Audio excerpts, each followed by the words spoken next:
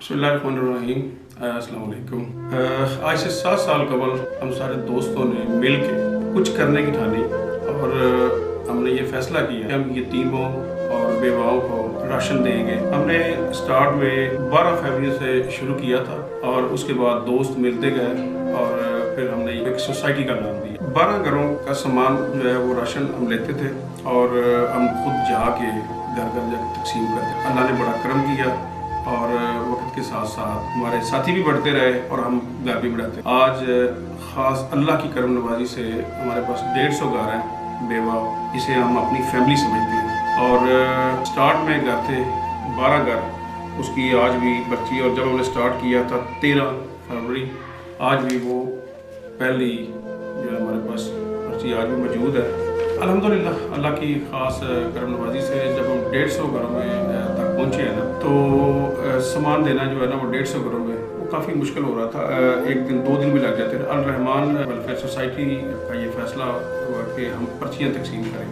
वो घर में जाके शाम को मोस्टली हम पर्चियाँ जो है वो ले आते थे और वो पर्ची दिखा के फिर वहाँ से सामान जो है ना वो स्टोर से ले लेते हैं।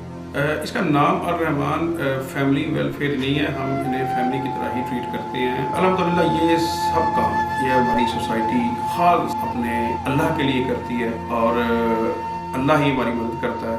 ला मतलूब इल्लल्लाह, ला महबूब इल्लल्लाह। अल्हम्दुलिल्लाह एक चीज़ और ऐड करो कि 4 बंदों की एक टीम बनाई है जो इन्वेस्टिगेट करते हैं।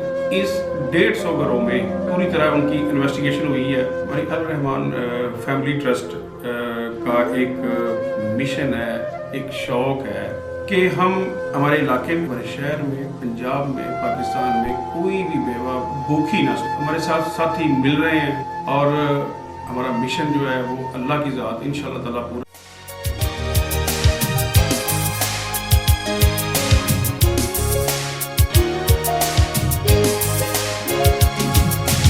कोई तो है जो